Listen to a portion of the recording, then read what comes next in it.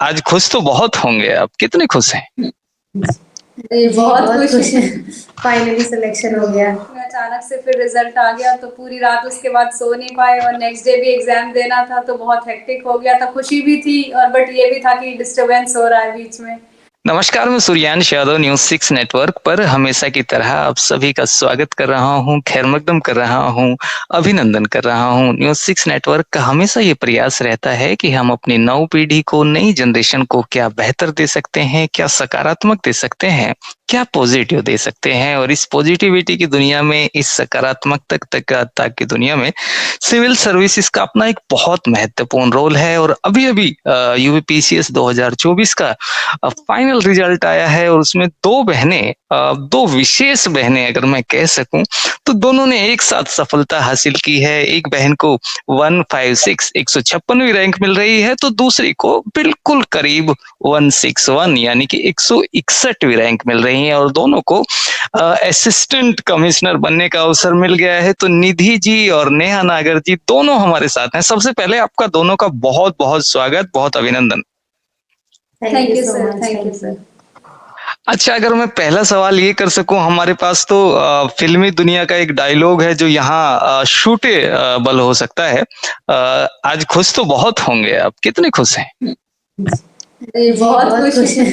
Finally selection हो गया।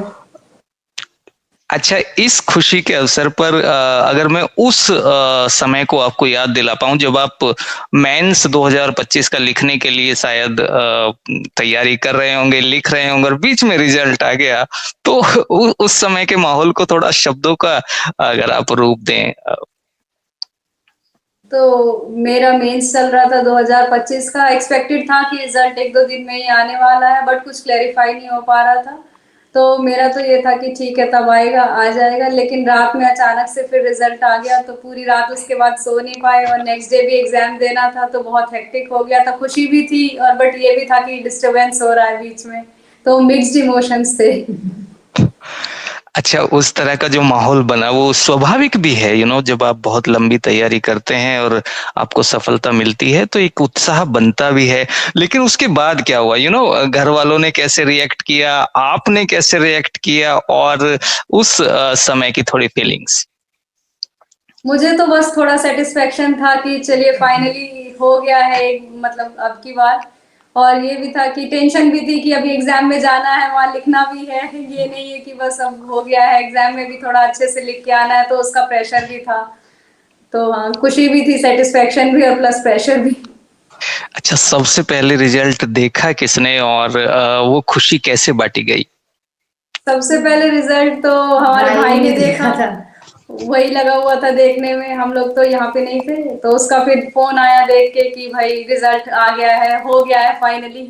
उसके बाद हम लोगों ने चेक किया। बिल्कुल, मैं तो बहुत खुश थी। मैं तो अपनी सिर्फ मम्मा से मिलना चाह रही थी। मेरी मम्मा और दीदी घर थी, हम लोग तो लखनऊ में थे और बस देखा कि बस हो गया, भगवान की कृपा रही कि हो गया। तो बहुत खुश थे हम सब, मतलब फाइनल हो गया। अच्छा, माता-पिता या परिवार जो होता है इस यात्रा में बहुत महत्वपूर्ण हो जाता है, क्योंकि बहुत लेंथी भी प्रक्रिया है और बहुत कठिन भी ये यात्रा होती है। तो उनके चेहरे की खुशी आपको अगर शब्दों में बयान करना आसान नहीं है, मुझे पता है, लेकिन फिर भी आप प्रयास कीजिएगा। माता-पिता तो बहुत खुश थे, पापा जी तो साथ ही थे, तो पापा जी का तो पता था कि पापा जी मतलब बहुत बहुत ज़्यादा खुश थे। मम्मा भी खुश थी, मम्मा तो बस डांस कर रही थी, तब भी वीडियो कॉल करके बस डांस ही कर रही थी। मम्मा और दीदी तो दोनों ही डांस कर रही थी कि बस ज़्यादा बात ही अच्छा, नहीं की, इससे बस करके डांस करके और फ़ोन काट देती थी। इससे पहले कि मैं आपकी तैयारियों पर सीरियस वार्ता करूं, उसके बाद शायद आपने गांव की यात्रा की, जो आपका पैतृक गांव है। और मैं देख पाया कि बड़ा उत्साह, बड़ा उमंग उन वीडियोस में, उन फोटोज में देखने को मिल रहा है। थोड़ा सा आप उसके बारे में अपना एक्सपीरियंस बताइए। हम लोगों ने तो एक्सपेक्ट नहीं किया था कि मतलब इतना ज़्यादा लोग एप्रिशिएट करेंगे। हम तो था कि ठीक है, हम एग्ज़ाम दे रहे हैं, क्लियर हो जाएगा, कुछ अच्छा हो जाएगा ज़िंदगी में। हमने एक्सपेक्ट नहीं किया था कि लोग इतना मतलब इतना पॉजिटिवली और इतना एप्रिशिएट करेंगे हम लोगों को। तो हमें बहुत अच्छा लगा, मतलब बहुत प्राउड फील हुआ कि चलो ठीक है, कुछ तो हुआ है। कब आपने डिसाइड किया कि भाई मुझे इस दुनिया में जाना है? देखिए, ये तो हमारा बचपन का ड्रीम था। पापा जी ने बोला था कि बेटा अगर कुछ करना है लाइफ में तो देखो ये चीजें हैं, आपको करनी पड़ेंगी। अगर ये आपको अपना हमारे लाइफ, पापा जी का पापा ड्रीम जी था। का एक्चुअली ड्रीम था कि अगर आपको उन्होंने अच्छी लाइफ देनी है, जीनी है और अच्छे लोगों के बीच में आपको स्थापित करना है, तो देखो ये रास्ता है। अब आपको चुनना है कि आपको हार्ड वर्क करना है या फिर आपको एक नॉर्मल ऐसी जिंदगी जीनी है। ये थोड़ा ये बताइए कि हमारा जो पारिवारिक बैकग्राउंड है, जो एजुकेशनल बैकग्राउंड है, वो दोनों का आपका जो है अलग-अलग कैसा है? मतलब कम से कम पारिवारिक तो सेम हो गया, लेकिन एजुकेशनल शायद अलग हो सकता है। एजुकेशन में मैंने बीए ऑनर्स किया है पॉलिटिकल साइंस से and international relations from Miranda, and masters किया है मैंने Daulat Ram college in political science. फिर पोस्ट देन मैं बस प्रिपरेशन ही कर रही थी। और सब आपका भी मैंने मैं बीएससी चाहूँगा जी। हिंदू कॉलेज से, और उसके बाद एमए सोशियोलॉजी किया है दिल्ली स्कूल ऑफ इकोनॉमिक्स से। अच्छा, अब मुझे थोड़ा-सा ये बताइए, जब आप सिविल सर्विसेज के लिए जा रहे हैं, तो क्या आपने यूपीएससी भी ट्राई किया है या आप केवल यूपीपीसीएस ही ट्राई कर रहे थे? नहीं, यूपीएससी ट्राई किया था हमने, मैंने लेकिन फिर उसके बाद यहाँ हाँ, हो रहा था तो हमने फोकस शिफ्ट शिफ्ट कर करके दिया यहाँ। यूपीपीसीएस पे। हाँ जी। तो थोड़ा-सा यूपीएससी यात्रा पर प्रकाश डालिएगा। अब तक वो कैसी रही है और वहाँ से हमने क्या सीख लिया है?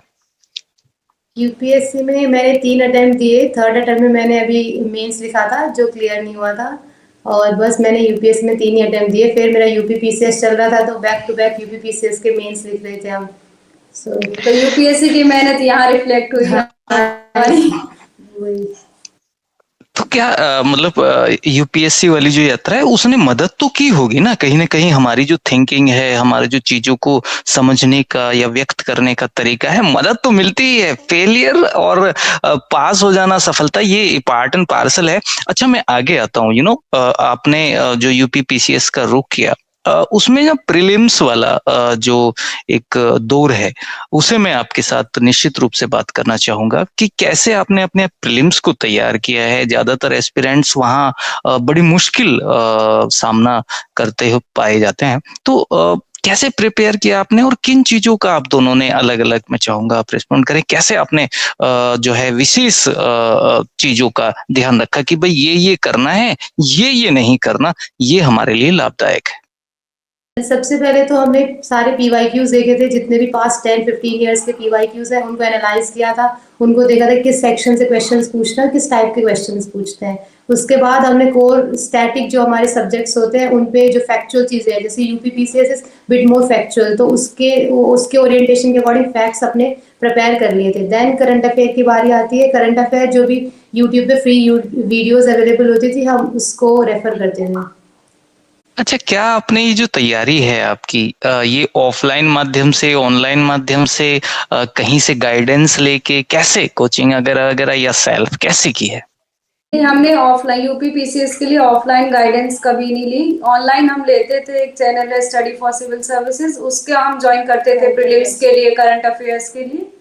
हाँ, उसकी हमने हेल्प ली है। उसके अलावा कहीं और मतलब हमने ऐसे ऑफलाइन गाइडेंस कभी नहीं ली। अब कितने घंटे के आसपास आप इस तैयारी को लगभग पर डे देते होंगे, अगर मैं उन्हें घंटों में नाप तोल पाऊं तो? Average 7-8 hours.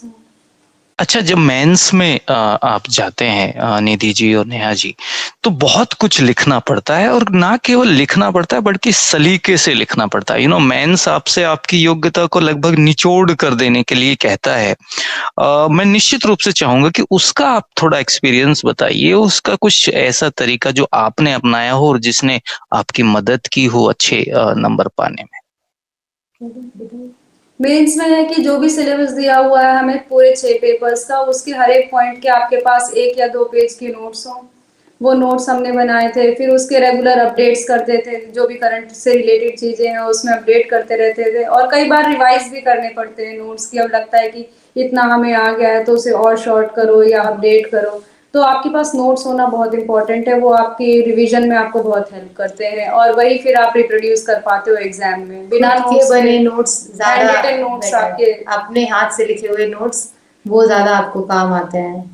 और फिर अच्छा, मॉक्स का कितना रोल है? मॉक्स का कितना रोल है अगर आपने मॉक्स दिए हैं प्रीलिम्स के लिए, मेंस के लिए, इंटरव्यू के लिए, तो डू यू थिंक कि वो हेल्प करते हैं अगर दिए हैं तो? सर हमने तो ऐसा कोई मॉक्स मतलब हम प्रीलिम्स के लिए भी नहीं दिए, ना मेंस के लिए दिए, ना इंटरव्यू के लिए दिए। हम सिर्फ पीवाईक्यू पीवाईक्यूज हैं और अपना एक्सपीरियंस और उसके अकॉर्डिंग हम देखते थे कि क्या ट्रेंड है, उसी के अकॉर्डिंग क्वेश्चंस की अभी क्या प्रोबेबिलिटीज हैं आने की, उसके अकॉर्डिंग ही प्रिपेयर करते हैं। आपने कोई मॉक्स नहीं दिया, ये तो अपने आप में एक विशेष बात हो जाएगी, क्योंकि आजकल जो ट्रेंड है वो ये है कि भाई अगर आप प्रीलिम्स के लिए जा रहे हैं तो भी आप इतने तो कम से कम मॉक्स लगा के जाइए, मेंस के लिए जा रहे हैं तो ये, और इंटरव्यू के लिए भी होता है। ये बड़ी बात है जो आप कह रहे हैं। बिल्कुल आपने मॉक्स की दुनिया से अपने आप को जो है दूर रखा। नहीं, सिर्फ पीवाईक्यूज हमने लगाए। पीवाईक्यूज हमने लिखे नहीं थे, वी यूज्ड टू डिस्कस कि मतलब इसमें ये होना चाहिए, इसमें ये होना चाहिए, और एक दो आंसर्स लिखते थे, एक दूसरे का चेक कर लेते थे कि ठीक है, ये ठीक लग रहा है ना, इसमें कुछ दिक्कत तो नहीं है। हाँ, एक टेम्पलेट है कि बस 5-6 चीजें हैं जो हम एक्सपेक्ट करते हैं कि अपने आंसर में हो, अगर वो क्राइटेरिया फुलफिल हो रहा है तो हमें लगता था कि एक बैलेंस्ड आंसर। अगर हम टीचर हैं तो हम कितने मार्क्स देंगे खुद को, तो उस अरे वाह, अच्छी बात है, टीचर भी हम ही हैं, स्टूडेंट भी हम ही हैं, ये और अच्छा है।